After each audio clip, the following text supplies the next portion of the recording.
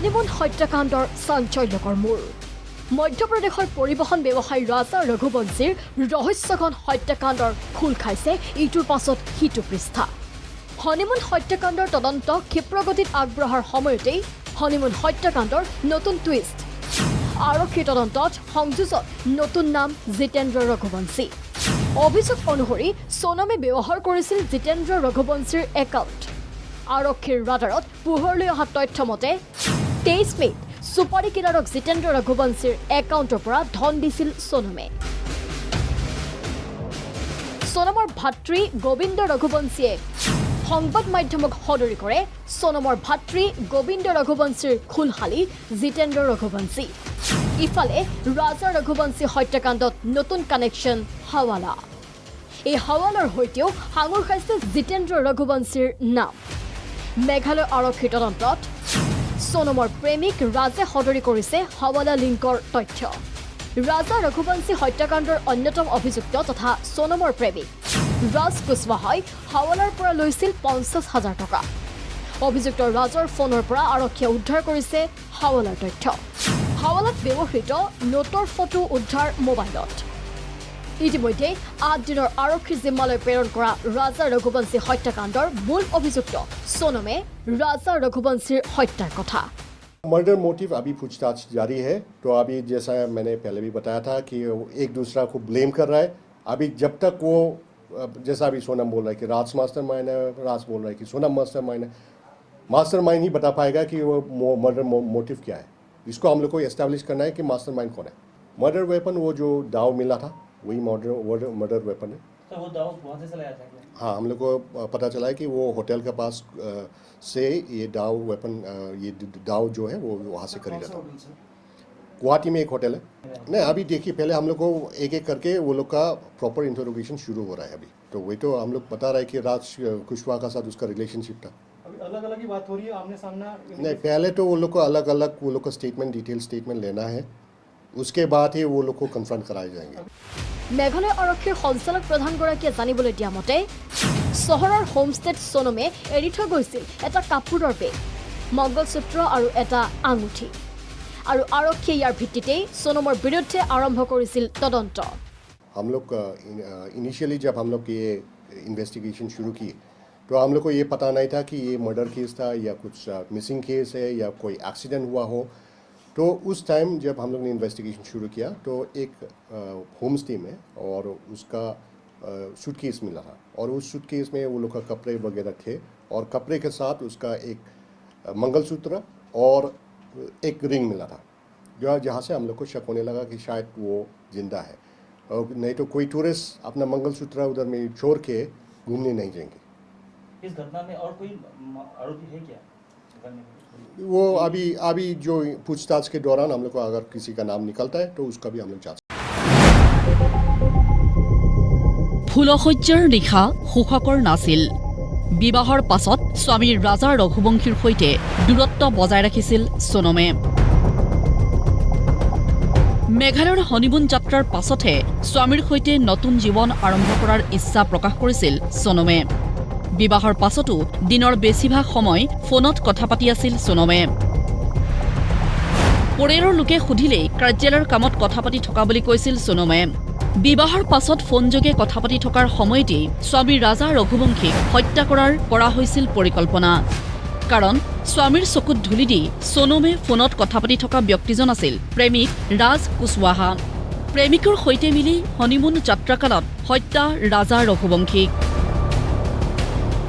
ৰাজা ৰঘুবংশীৰ ফটোত এতিয়া ফুলৰ মালা ফটোৰ তলত দি থোৱা হৈছে অন্ন ৰাজাৰ মৃত্যুৰ ঘটনাই জিয়াই জিয়াই দহিছে পৰিয়ালৰ সদস্যসকলৰ আত্মা क्या काम करती दोनों से अलग अलग बात करती थी क्या करती हाँ वो बोलती है एक ऑफिस का फोन और एक घर का था लेकिन वो टाइपिंग कर रही थी फोन पे मैसेज वगैरह ये ज़्यादा चलता था फोन मतलब हाथ में ही रहता था हाथ में ही रहता था चलाते रहते सोनम पे बस मेरी मांग यही है कि फांसी की सजा होनी चाहिए और जितनी जल्दी हो सके उतनी जल्दी होनी चाहिए खुद का परिवार 7 परिवार को खा गई है औरत इसको क्या नाम दिया जाए ये पिशाचनी नाम बोलते जैसे पिशाचनी क्या होती है जो सबको खा जाती है ये वो औरत थी इस पर कड़ी से कड़ी कार्रवाई की जाए ভুক্তভোগী পৰিয়ালক ন্যায় দিবলৈ মেঘালয় আৰক্ষীৰ অপাৰেশ্যন হনিমুন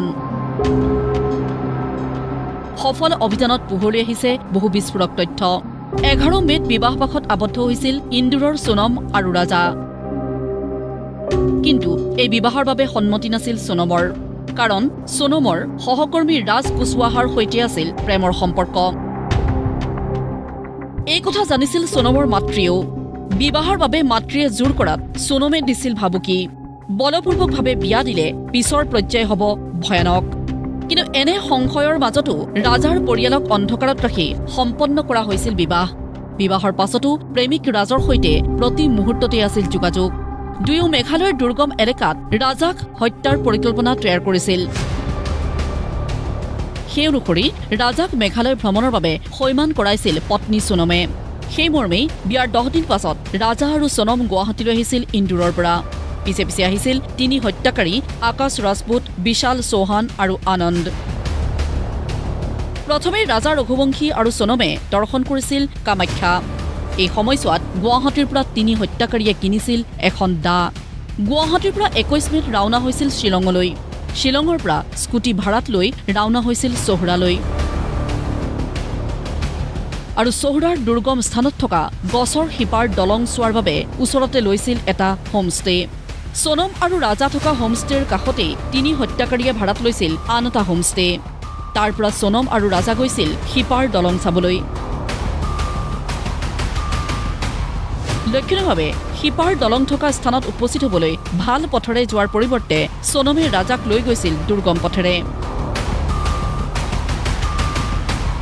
প্ৰথমে চেলফি লোৱাৰ চলেৰে পাহাৰৰ পৰা পেলাই দিয়াৰ পৰিকল্পনা কৰিছিল যদিও সেয়া বিফল হ'ল। তাৰ পাছত সোনমে গ্ৰহণ কৰিছিল প্লেন বি। সোনম আৰু ৰাজা গৈ থকাৰ পথত উপস্থিত হৈছিল 3 হত্যাকাৰী। আৰু তাতেই চোকা অস্ত্ৰৰে ৰাজাৰ মূৰৰ 2টাকৈ স্থানত আঘাত কৰিছিল হত্যাকাৰীয়ে। স্বামীক হত্যাৰ সকলো দৃশ্য চাই আছিল পত্নী সোনমে। তাৰ পাছত ৰাজাক পেলাই দিয়া হয় ডক হাৱেত। হত্যাৰ পাছত সোনম আৰু 3 হত্যাকাৰীয়ে এখন টেক্সি ভাড়া কৰি ৰাওনা হয় গুৱাহাটীলৈ। গুৱাহাটীৰ পৰা ৰেলযোগে ৰাওনা হয় ইন্দোৰলৈ। ইন্দোৰত সোনম থাকিবৰ বাবে প্ৰেমিক ৰাজ কুশৱাহাই হোটেলৰ ব্যৱস্থা কৰি দিছিল। এই সমগ্ৰ ঘটনাৰ সময়ত সোনমে হত্যাকাৰী আৰু ৰাজলৈ লাইভ লোকেশ্যন শ্বেয়াৰ কৰি আছিল। সঘনাই ফোনত হৈছিল কথা বতৰা। 2 জুনত উদ্ধাৰ হোৱা ৰাজা ৰঘুবংশীৰ মৃতদেহৰ কাষত উদ্ধাৰ হৈছিল সোনমৰ ৰেইনকোট। উদ্ধাৰ হৈছিল আকাশ আৰু আনন্দৰ তেজ লগা চাৰ্ট। 20 লাখ টকাৰ বিনিময়ত হত্যাৰ চুক্তি হৈছিল। সমগ্ৰ তথ্য সংগ্ৰহ কৰি মেঘালয় আৰক্ষীয়ে এতিয়া অব্যাহত ৰাখিছে তদন্ত।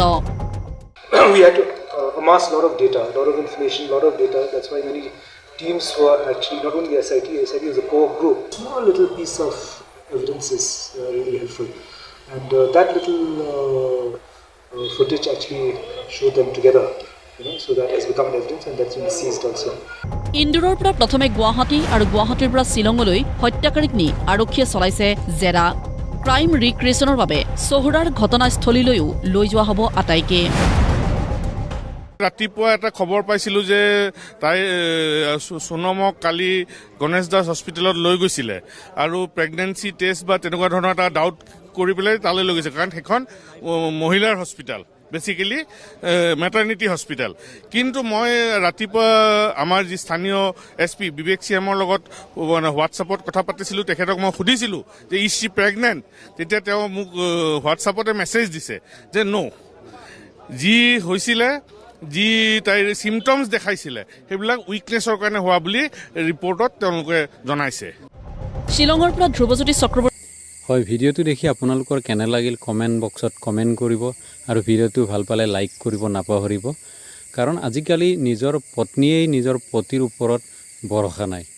নিজৰ পত্নীয়ে নিজৰ পতিক এনেদৰে হত্যাকাণ্ডৰ লগত যদি জড়িত হয়, তেতিয়াহ'লে এইখন অসমত বা এইখন দেশত নিজৰ পত্নীৰ হাততেই নিজৰ পতি সুৰক্ষিত নহয়।